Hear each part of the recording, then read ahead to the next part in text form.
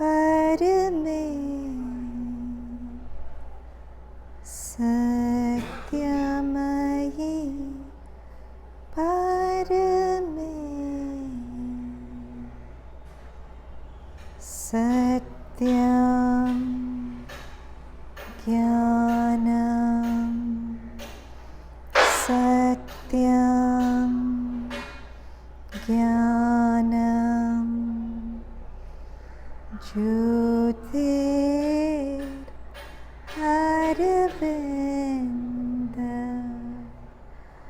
ज्योतिररविन्द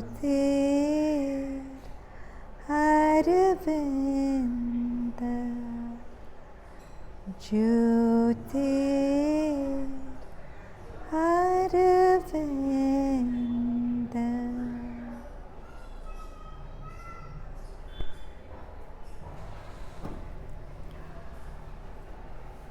So what do we understand? We hear this phrase kingdom of heaven very often. What do we understand by the term kingdom of heaven? We all know in the Bible it's written very often that Christ came down to bring the kingdom of heaven on earth. So what would this kingdom of heaven be?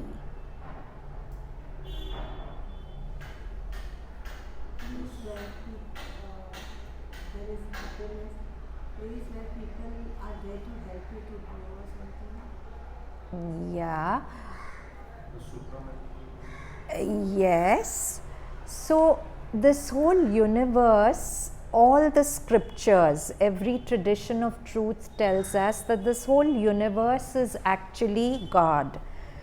But we are not conscious of the God nature of existence, which is why there is disharmony, there is strife, there is separation. So when this universe, which is unconscious God, becomes conscious God, then we are living in the kingdom of heaven. So all avatars, all prophets down the annals of history have endeavored in their own way to bring down the kingdom of God. And there was a question asked to the mother about it. I'll read it out in her own words. Only a question had haunted her is the mother, from humanity's past, and had remained unanswered till she met Sri Aurobindo. Must always the attempt to establish a kingdom of heaven on earth fall tragically short of fruition? So when Christ came down and he tried to bring down the kingdom of heaven on earth, we know he was crucified. And in the past, all these attempts, they haven't reached their fruition. So this was a question that was in mother's mind, that will this time also it be like that it won't reach fruition? When she put the question to Sri Aurobindo, he looked tranquilly at her and said, this time it will not be so. It won't be that it will be aborted. The attempt to establish the kingdom on earth, this time Sri Aurobindo has assured us, this time it will not be so, it will not be aborted. The secret of averting failure was what he called the supermind, the divine's own self-dynamism that had never before been brought into action in the world. The supermind not only reached its free and sovereign height, but also carried down from there into matter's depths to release in them its own hidden counterpart, which is the buried source of all evolutionary striving towards divinity. So this is very reassuring, because in the past, every time there were these cycles of Satyug, Kalyug, Pralay, destruction, another universe, every time there was an attempt to really bring down the kingdom of heaven, somehow it never reached fruition. So Sri Aurobindo, when mother asked Sri Aurobindo this time also will it be like that, He said this time it will not be like that, because this time evolution is going to be assisted by the supermind. And that's what they always tell us, that to realize the supramental on earth, two things are required: man's conscious collaboration with nature to evolve, and the descent of this very special force into the earth atmosphere called the supramental. So we'll just read little bits of Mother and Sri Aurobindo's journey in facilitating the supramental on earth. So this is by K.D. Setna in a book called The Mother, Past, Present and Future. To be precise, there was on November 24th of that year a descent of what Sri Aurobindo terms the overmind. So Sri Aurobindo very briefly says this is the mental, above the mind there's the higher mind, illumined mind, overmind, and above the overmind there's the supermind. So on November 24th, year of descent of what Sri Aurobindo terms the overmind, the highest dynamic divine consciousness that had been realized so far in the world, he brought it down into the very material being, thus carrying one step forward the work done by the previous avatar Sri Krishna, who had brought down its influence into the earth life. With the descent of this consciousness into Sri Aurobindo, the ground was prepared for the future descent of the supermind. So this was on November 24th, 1956. It laid the base for the supramental, which would come much later. Okay? 1926. What did I say? No, 1956 was supramental. This Siddhi day was 26. Prepared the future descent of the supermind, the integral truth consciousness of the divine, in which lies the secret power of complete transformation of earth existence. So the supermind has the power to bring down this kingdom of heaven on earth.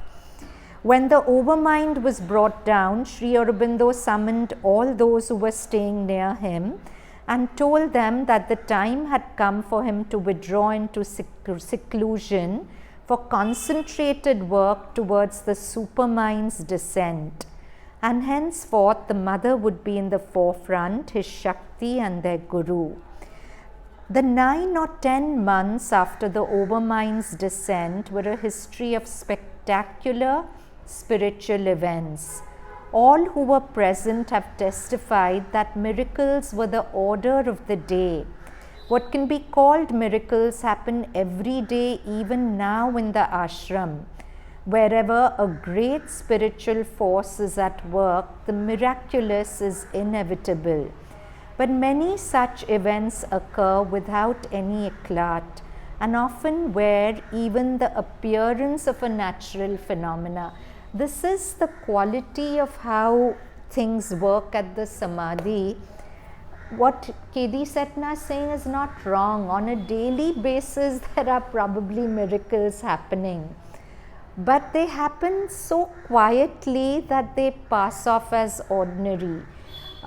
You go to the Samadhi feeling very low, very crestfallen, and you come out feeling bright and happy. Isn't that a miracle? Or so many people go there with, I last time quoted a girl who had a growth on her hand, and she would touch the Samadhi every day. And when she came back to Bombay, the growth was gone. She didn't realize it till days later. So much like that is happening over there, but it happens so quietly that we don't even notice that the miracles are happening.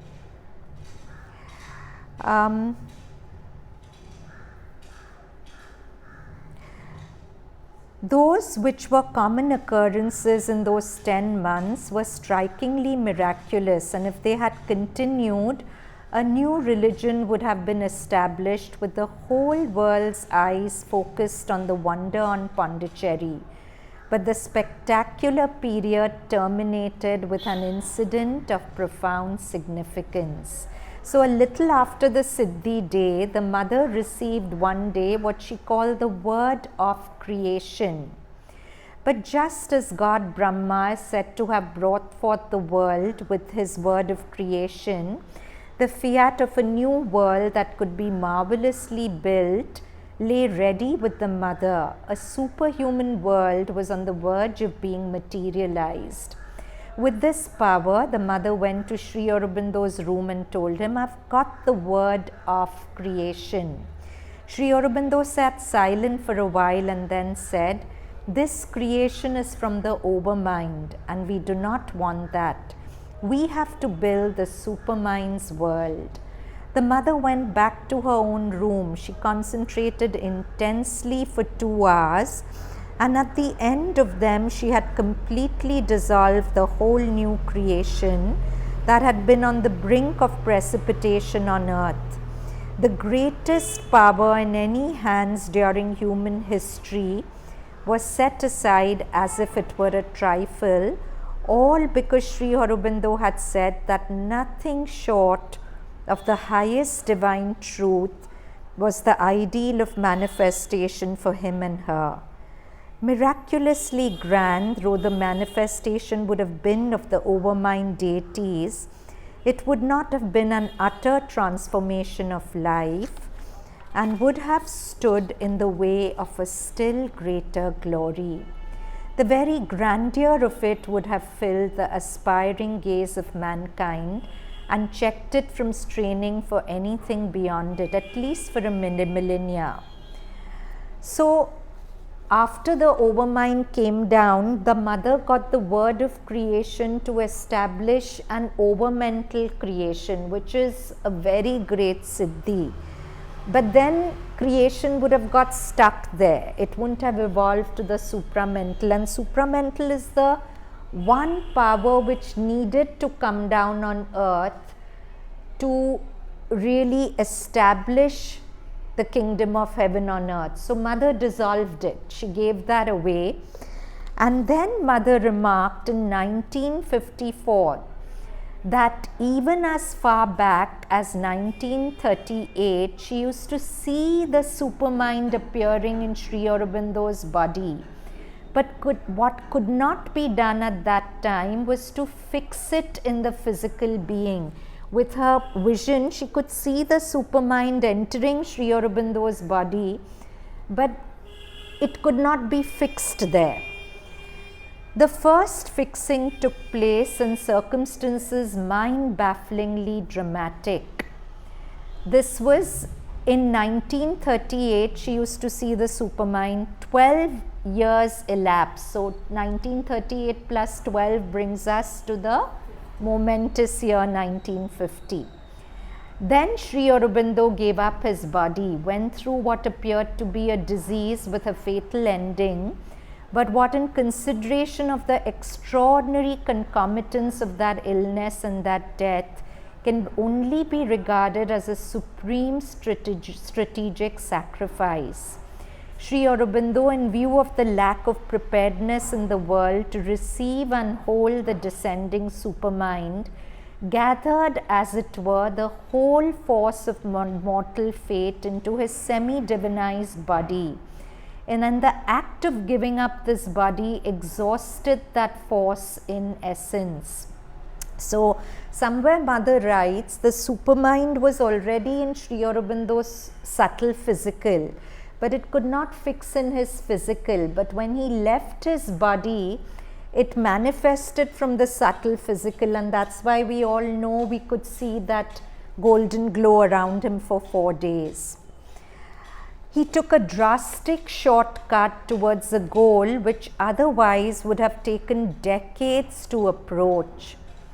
As soon as he withdrew from his physical envelope, the supramental light made its permanent base in the mother's body, beginning with the brain mind. This is what is known as the mind of light. So as soon as Sri Aurobindo left his body, whatever was gathered in his body went into the mother, and she realized the supramental in the mind, what is called the mind of light. From then onwards, a deeper and deeper digging in by the light continued. In reaction against the invasion by the truth consciousness, the powers of ignorance attempted a desperate obstruction again and again. But Sri Aurobindo's sacrifice had already been delivered. Had already delivered the first of the finishing strokes to them. And with the supramental manifestation on February 29, 1956, when the consciousness and power of the supermind became part of the Earth's atmosphere, as it were, a power subtly yet directly at work on the whole universal scale. So in 1938, Mother could see the supermind in Sri Aurobindo's body but not fixed. And in 1950, when Sri Aurobindo left his body, all the power he had accumulated got transferred to the Mother, and she realized the mind of light. And then in 1956, we all know about the supramental manifestation, when finally the supramental light did come down on earth, and Mother says it came down in waves and waves, and the inconscient swallowed it up because it had to do its work deep down. So it's working deep in the inconscient and trying to convert it, because Mother says that unless matter is transformed right down to the subconscious and the inconscient, everything that's achieved has a chance of being reversed. So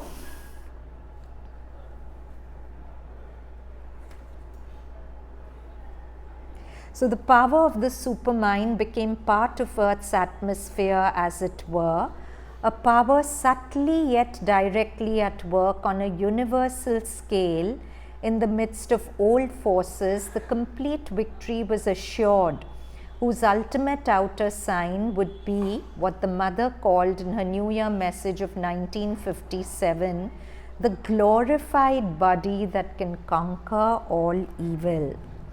A further step towards the conquest of all evil was disclosed in the message of Jan 1st, 1958, in which Mother spoke of the consent of material nature to the demand for transformation.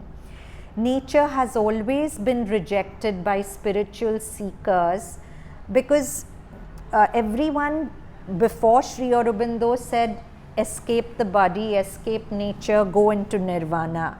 So because nature hadn't been consciously worked on, left to her own devices of slow circuitous development and aeonic travail with illit forces, nature, by being thrown back on herself, has avenged the rejection by obstructing with those forces the occasional pull on her for collaboration by seekers of the spirit.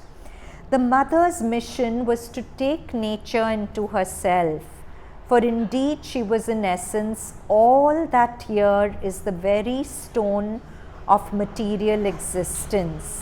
A savior love has been hers that shirks nothing, uplifts everything, and makes even dust divine without annulling it. So in 1958, 2 years after the supramental manifestation, Mother was as if in conversation with nature, and nature agreed to collaborate with the evolutionary thrust. So this in a nutshell is their efforts to bring down the kingdom of heaven. The rest of the talk will be largely on the Mother and the role she plays on furthering the cause of the kingdom of heaven on earth. So this is a very beautiful poem by K.D. Setna. It's called O Silent Love. Because you never claim for us a tear, he's telling Mother, because you never want us to cry, O silent love, How often we forget the eyes of countless centuries were wet to bring your smile so near. So, Mother coming down on earth, it's the first time in the history of earth that the Adi Shakti has actually worn a flesh and blood body, come down. And you know, in Savitri there's a line, all nature dumbly calls to her alone to heal with her feet the aching throb of life. What K.D. Setna is saying is that nature has cried for centuries inviting her to come down, and then she has finally come. So that's what he's saying here. Because you never claim of us a tear, O silent love, how often we forget the eyes of countless centuries were wet to bring your smile so near.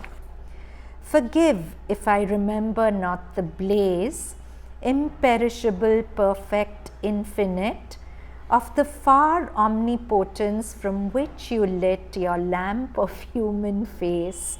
So he's saying it poetically. Of course, I'm not capable of remembering that blaze of perfect, infinite, far omnipotence, the source from which you lit the lamp of your human face. The mother's face is like a lamp, no? It brings us light, it brings us hope. So he's saying, forgive if I remember not the blaze, imperishable, perfect, infinite, of far omnipotence from which you lit your lamp of human face. Mother says, no, I was working for 900 years on the occult plane to create a body that could manifest. So she was working from this omnipotent blaze to light the lamp of a human face, which we could see. Make me a worship vigil. Vigil is someone who's alert. So make me someone who's always alert in my worship. Make me a worship vigil everywhere. Slumber and wakefulness, one memory that you are God. Let me never forget that. He's saying, make me a worship vigil everywhere. Slumber and wakefulness, one memory that you are God. Oh, let each pore of me become a mouth of prayer. That's his aspiration, that each pore in my body, let it become a mouth of prayer. And let me constantly remember that you are God. I'll read it again without explanation. Forgive if I remember not the blaze, imperishable, perfect, infinite, of far omnipotence from which you lit your lamp of human face. Make me a worship vigil everywhere, slumber and wakefulness, one memory that you are God. Oh, let each pore of me become a mouth of prayer. So now these are from Sri Aurobindo's that jewel of a book, The Mother. There are two powers alone that can effect in their conjunction the great and difficult thing which is the aim of our endeavor. Aim of the endeavor is to bring the kingdom of God down on earth. A fixed and unfailing aspiration that calls from below. Now look at his words, a fixed and unfailing, constant aspiration that calls from below, and a supreme grace from above that answers. Now the point is, fixed and unfailing aspiration, how difficult that is to achieve, because we get so lost in the little dramas of the moment. He said this, I felt this. We get lost in that drama, and that very quickly makes us forget about our aspiration, isn't it? But if we compare the new world Mother's opening for us and the beautiful possibilities that are there for each of us to reach out to, how small the dramas of the moment appear, right? But at that moment, they have the power to make us completely forget what we can grow into, what she has created for us. There's that beautiful line in Savitri, her inward help unbarred a gate in heaven. So this kingdom of heaven she can bring inside us. She can unbar that gate, her inward help unbarred a gate in heaven. But most of our times we are spending in our emotional meltdowns, in our little self-preservation, in all our little stupidities which are so small. I mean, something you're so upset about today, tomorrow it doesn't even matter. Have you noticed that? And yet we spend that whole day, we've lost that time, and we don't have time to lose. Really, humanity doesn't have time to lose over its stupidities, and any moment that we spend not connected to Mother, we are wasting precious time. So this is the important thing she's saying, a fixed and unfailing aspiration. For this difficult endeavor, a fixed and unfailing aspiration. Mother, I want you. I want you to open my vision to the truth of things behind this ignorance in which I'm seeing them. But so two things are required, a fixed and unfailing aspiration that calls from below, and a supreme grace from above that answers. But the supreme grace will act only in conditions of light and the truth. It will not act in conditions laid upon it by falsehood and ignorance.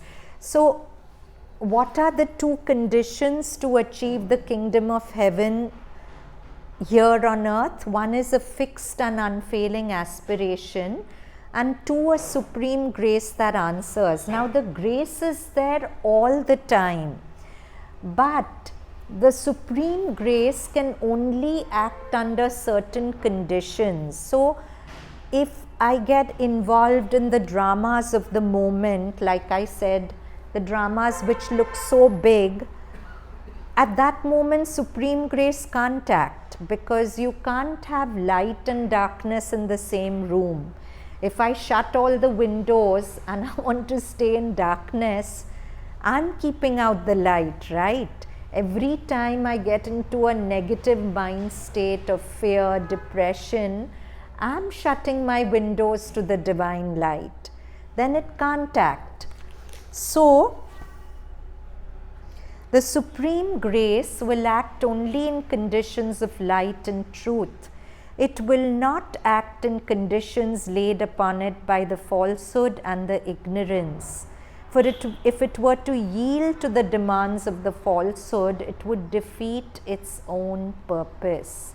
For example, I'm really angry at someone and I'm consumed by that anger. And I'm praying, Mother, take this person away from me. I don't want this person in my life. But Mother wants you to overcome that anger, right? So if you stay in that anger and you have this kind of distorted conversation with Mother, she's not going to be with you or respond to you, because your whole being is consumed by the vibration of anger. Mother is the vibration of love. You can't have the vibration, the mother vibration of love, and the vibration of anger or fear or anxiety of jealousy at the same time, right? You can't have both together. So,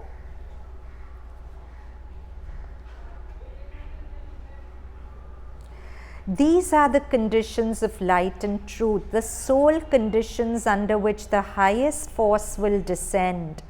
And it is only the very highest supramental force descending from above and the opening from below that can victoriously handle the physical nature and annihilate its difficulties. So Sri Aurobindo is saying that physical nature is sunk in so much darkness and unconsciousness that only when it opens to the supramental force can these difficulties be annihilated. And you can't open to the supramental force if you're constantly groveling in the usual human mind states of anger, fear, jealousy, lowness, whatever. So it's in that sense a catch-22. He's saying that only when the supramental force descends will all these difficulties of human nature be removed. And also, so long as we remain stuck in them, there's a dissonance, there's too much of a difference in frequencies. Supramental force cannot descend when there's egoism, when there's arrogance, or there's the opposite, inadequacy. All these human traits actually keep the supramental force. It can't, it wants to enter, but it can't enter us. There must be a total and sincere surrender. There must be an exclusive self-opening to the divine power. See, this is beautiful. There must be a total and sincere surrender. That means, thy will be done. Let my will be your will. If I all the time have preferences and desires and wanting things my way, remember, desire is the opposite of surrender. There must be an exclusive self-opening to the divine power, not opening to the powers of falsehood, not opening to other vibrations which are not divine. And that's how Mother defines sincerity, right? Sincerity is the ability to have an exclusive opening to the divine, not to allow other forces to enter you and control you. There must be a constant and integral choice of the truth that is descending, a constant and integral rejection of the falsehood of the mental, vital and physical powers and appearances that still rule the earth nature. Now, Sri Aurobindo has said one sentence which is a very vital key to his yoga. This is the sentence: the divine grace and power can do everything, but with the full assent of the sadhak. So the divine grace and power can do everything, but with the full assent. Assent is a full yes, a full dropping of resistance of the sadhak. To learn to give that full assent is the whole meaning of sadhana. So beautiful. I'm repeating this sentence: the divine grace and power can do everything, but with the full assent of the sadhak. To learn to give that full assent is the whole meaning of sadhana. So let's pause here for a moment. What does it mean to give the full assent? What does it mean to say wholeheartedly yes to the mother? Huh? No resistance in us, being open to us, not wanting things our way. Huh? No drama, no human drama. And that's why past few days what's coming to me very strongly is the importance of mental simplicity. Mother used to give people a flower called mental simplicity, and it's so relevant now for human beings because our intelligence has become so convoluted. There's not one thing that we perceive without judging it. Have you noticed you get messages, so much analysis on an emoticon? This smiley is like this, the person meant that. Here there are these kind of hearts given instead of that kind. I mean, you have no idea why the person sent it like that. But this is unnecessary complication of human thought. We are all the time complicating everything by over-analysis, over-judgment, all the time problem solving. Our intelligence is good when we need to solve a problem. But all our life isn't about problem solving, right? But that faculty of problem solving kicks in, and all the time we are like, whatever we perceive, we want to solve it. We want to analyze it, we want to crack it, but it doesn't need to be cracked. If we just lived with more mental simplicity, less convolutions of the mind. Mental simplicity is just to be present to the moment, observing what comes and dropping judgment about it. I think humanity needs hugely to go back to this faculty of mental simplicity and just be in the moment without analysis. And even if that habitual analysis and judgment comes up, to be able to drop it. And that's what our morning class was, to access that mental simplicity through the agency of your breath. To just say, no, I don't want to keep complicating this. I'll drop this judgment. My mind is saying he said this, so it means that. But can I be comfortable with saying he said this, period? I don't have to analyze so much why he said this, what he meant. I don't need to. If I needed to, okay, sometimes there are situations when I need to analyze, but I don't have to analyze everything all the time. So I think this complicated convolutions of the mind come very much in the way of us opening to the divine. If we could just be more simple in our mind, more present, how much easier it would be for Mother's force to work on us. So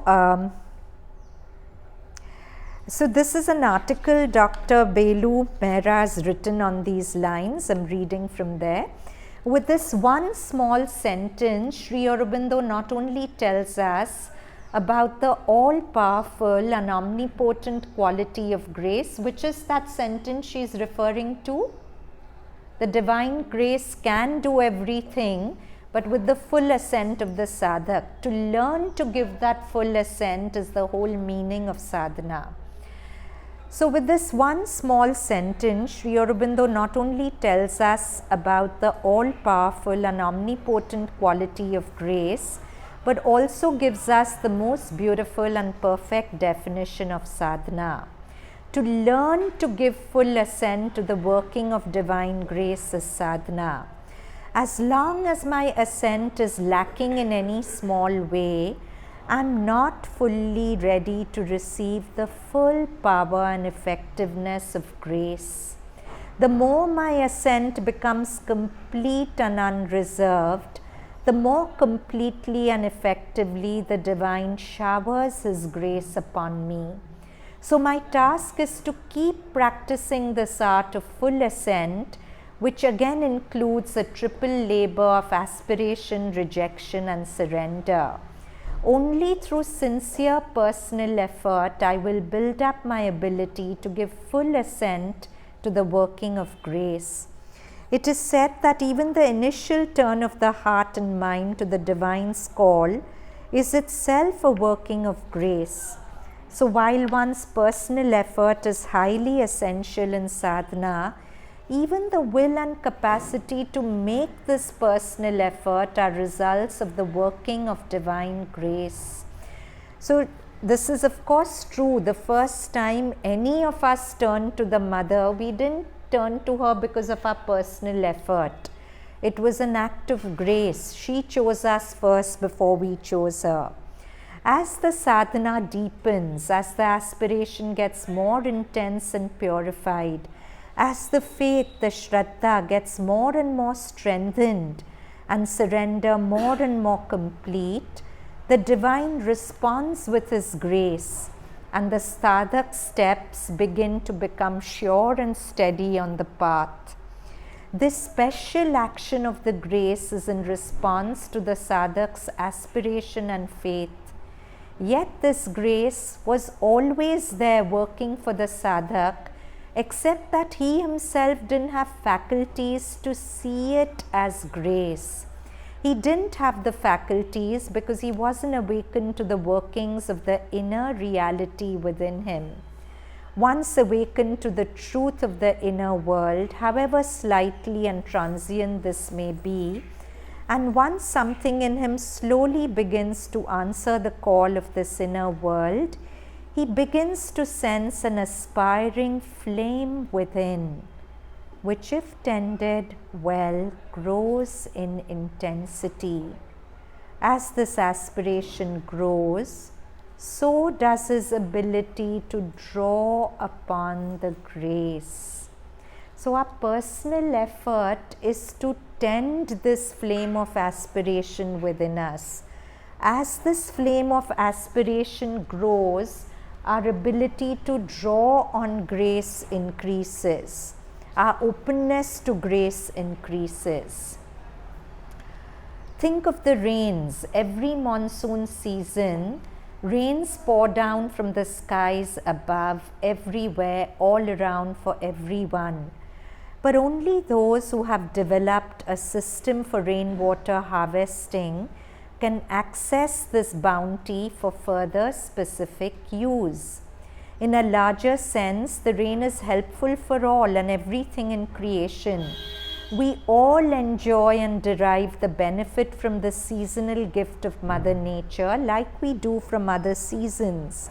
But if we could harvest the rainwater, we would purposefully and in a focused way draw the bounty of rain grace towards us in response to our call for rainwater grace.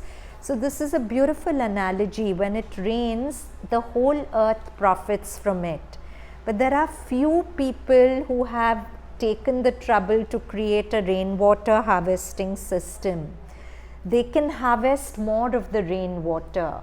So if through our sadhana we have created conditions for this fixed and unfailing aspiration, where this aspiration is more important for us than the drama of the moment, that is important. For us, the vital dramas of the moment become all consuming. But if we reach a point where this aspiration is more important, where we are so excited about the new world the Mother is opening for us, that these other things lose as much importance, then we are creating conditions to harvest the rain of grace. Then more of that will flow into us.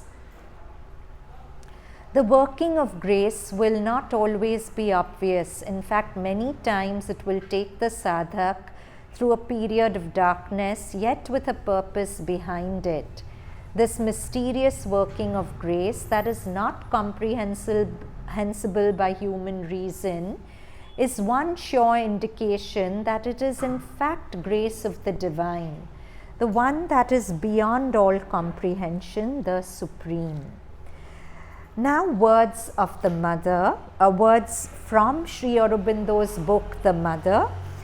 The more complete your faith, sincerity and surrender, the more will grace and protection be with you. So if I don't feel protected and graced, it's often because my faith, sincerity are not as complete as they could be.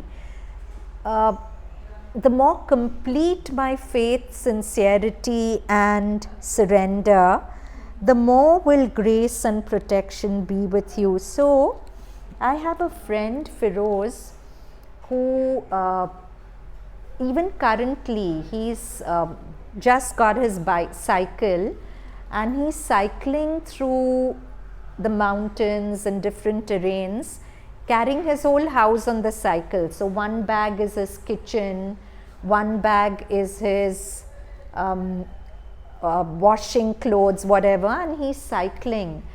And I happened to speak to him the other day, and he went to a temple very, very high up, And he reached there, and it became about 6 o'clock, and he was living in a homestay a little while away, and he called the person to say, look, I'll be late because I'm here.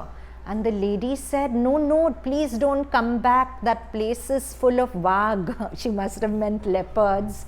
You definitely can't drive back after sunset in that place. There are villages nearby. You please stay back. And Firoz doesn't believe in all this. If somebody tells him there's danger, he'll go even more into it because he knows mother's protecting him. And she wouldn't put down the phone. So finally he just told her that, okay, I'll stay. And then without a jot of fear, can you imagine, we are talking about Himalayas. We are talking about post-sunset. We are talking about a pathway which is just dense forest without any habitation in sight. And somebody has planted the seed in your head that there are man-eating animals over there. And about 2 hours he cycled in that path without any fear in him, and nothing touched him, and nothing ever does, because this is what Sri Aurobindo is saying. If somebody with fear had done the same thing, that fear would have attracted danger to him, but because he was so fearless, nothing happened. So that's what Sri Aurobindo is saying. The more complete your faith, sincerity and surrender, the more will grace and protection be with you. And when the grace and protection of the Divine Mother are with you, what is there that can touch you, or whom need you fear? A little of it even will carry you through all difficulties. A tiny jot of it will carry you through all difficulties, obstacles and dangers. Surrounded by its full presence, you can go securely on your way because it is hers, careless of all menace, unaffected by any hostility, however powerful, whether from this world or from worlds invisible. Its touch can turn difficulties into opportunities, failure into success, and weakness into unfaltering strength. For the grace of the Divine Mother is the sanction of the Supreme, and now or tomorrow its effect is sure, a thing decreed, inevitable and irresistible. So, dangers that we perceive can be many kinds. They can be physical dangers, they can be emotional dangers. I feel very threatened by the presence of someone in my life, whatever. But that's where we have to be so convinced that if the mother's with me, nothing can ever happen to me. I remember I had one young girl who was in college, and she had a very special relationship with Sri Aurobindo. And some college event they were doing where somebody was trying to take away credit for the work she had done. And this young girl, she was barely 19 there, really I learned so much from the youth. I was stumped by what she told me. She told me that, you know, this girl was, please sit, come. This girl was doing all this, and I was just looking at Sri Aurobindo in my heart, and I was smiling at her and saying, you do whatever you want. I know he's with me. And she didn't do anything. She didn't raise a voice to complain about her. And sure enough, as things turned out, the whole thing turned in her favor. Sometimes if we have that kind of grace, that kind of sort of absolute faith in the mother's protection, where we are so convinced that she'll protect our interests that we don't feel the need to defend ourselves, it's amazing how she works.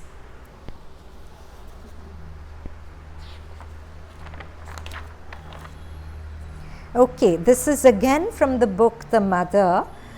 Here Sri Aurobindo is very beautifully telling us what the mystery that we call the mother is.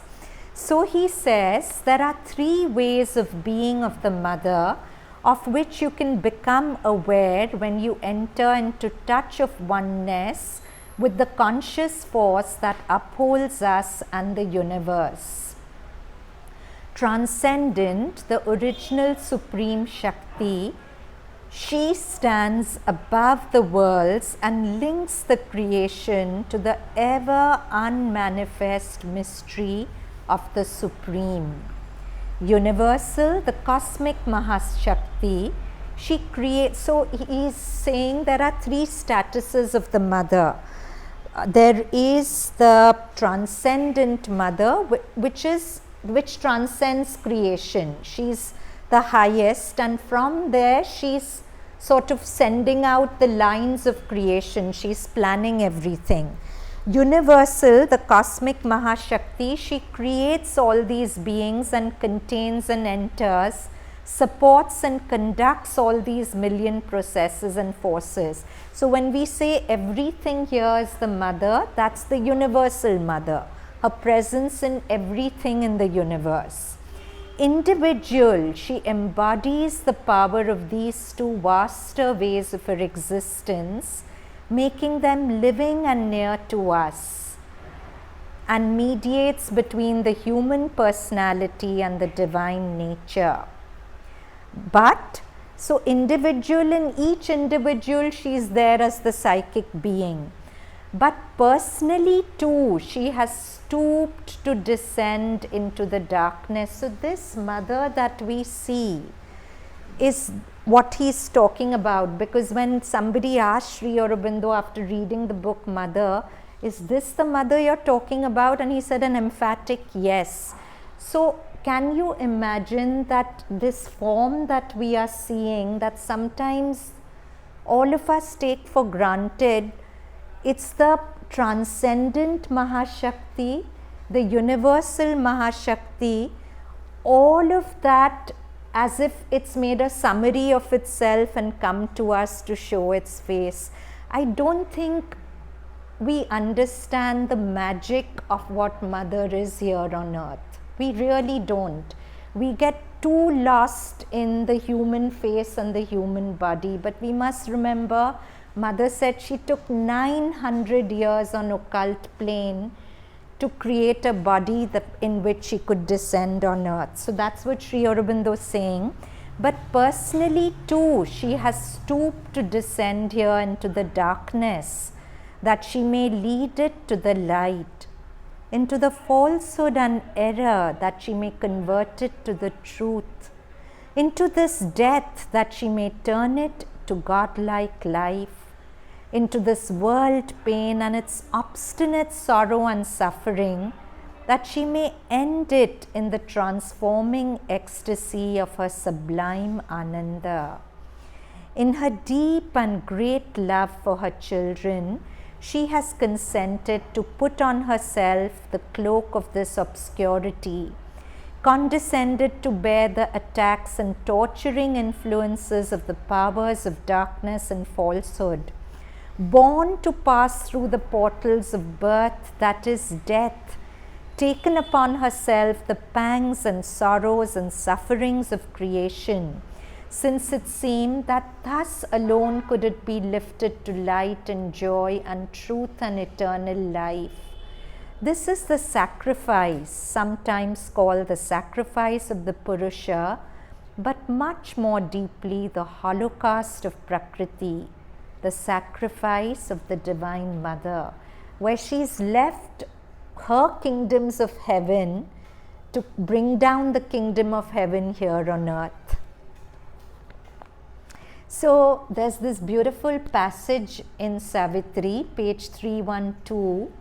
It's about Ashwapati's experience with the Divine Mother. So it says, the presence he yearned for suddenly drew close, across the silence of the ultimate calm, out of a marvelous transcendence core. So the transcendent mother, that her status in her transcendent aspect, a body of wonder and translucency, as if a sweet, mystic summary of herself.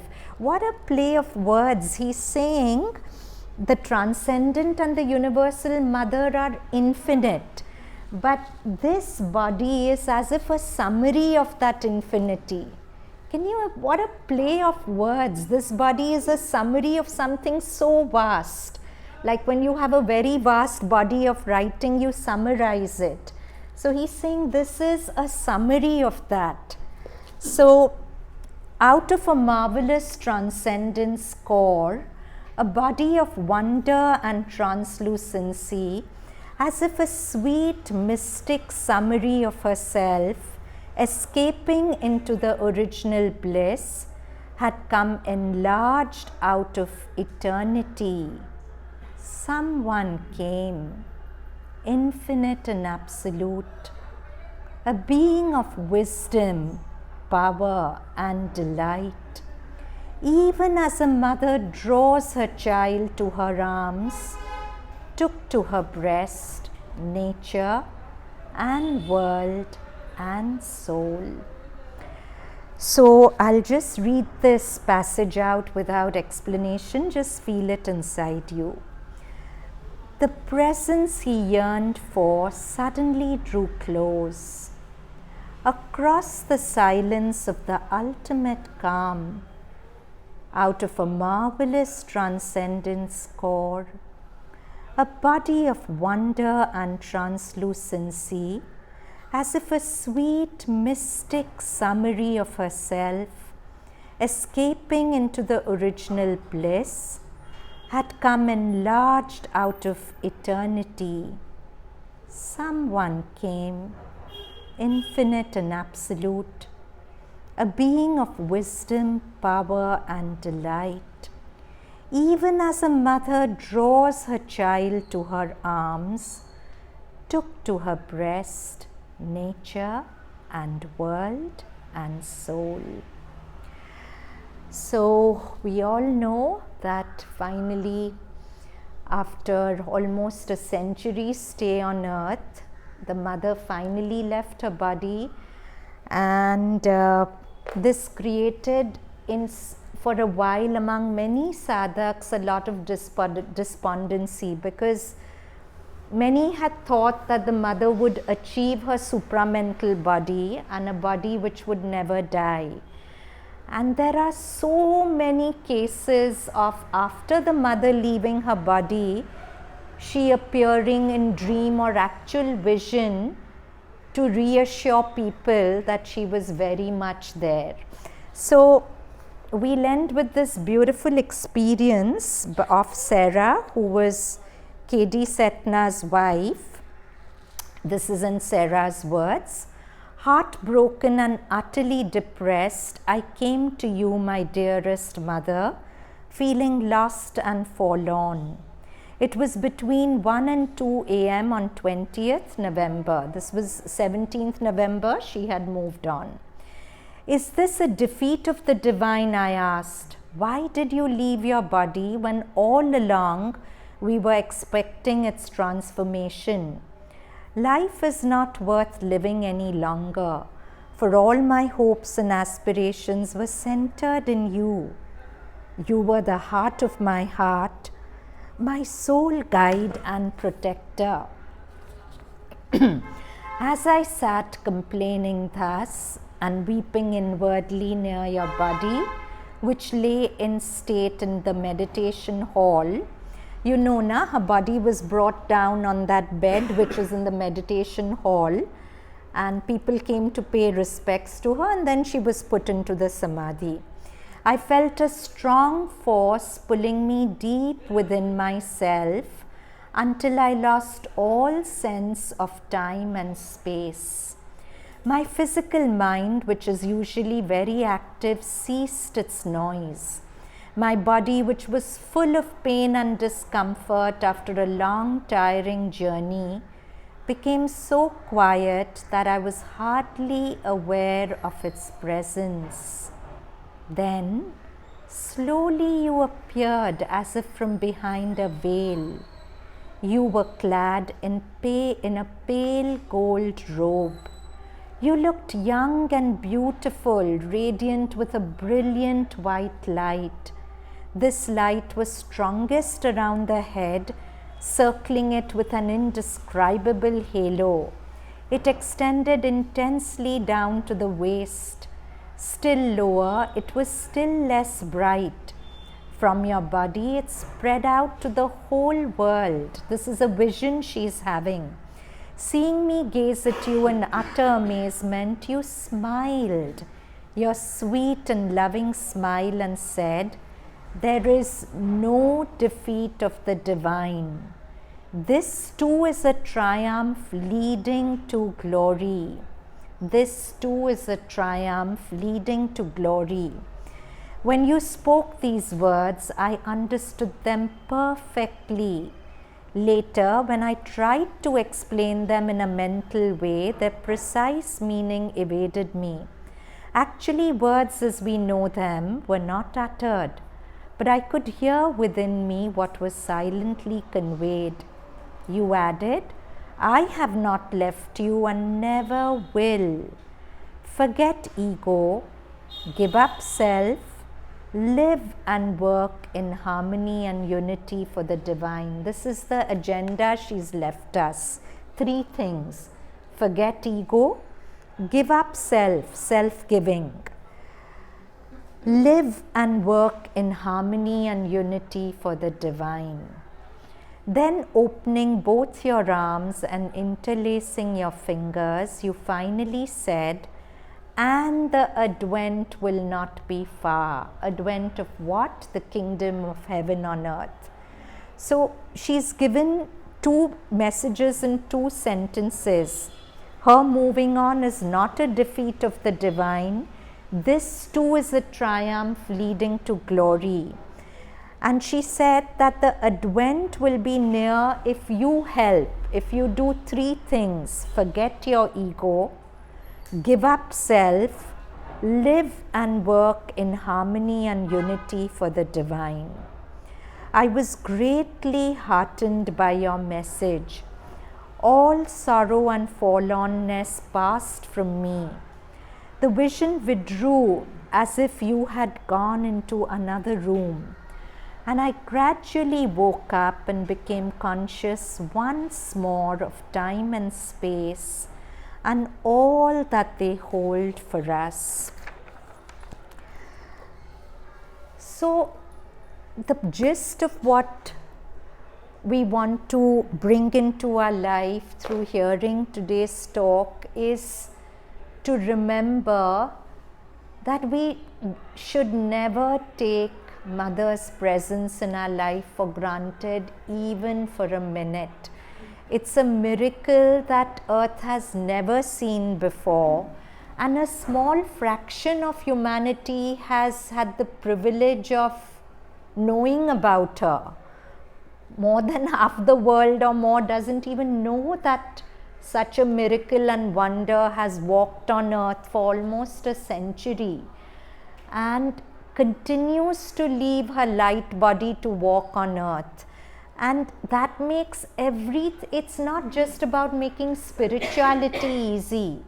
Mother has come to make life easy for human beings. What makes life difficult is our mental complications, constantly getting caught in the dramas of the moment. But if we make Mother bigger than the dramas, there's no time to lose. Mother keeps reminding us that. And we live as if we have all the time we have, but we don't know how much time we have in this birth. Next birth, we don't know how long before we'll discover her again. We've come to her most of us after going through a lot, right? And after coming to her, so much has been made easy for us.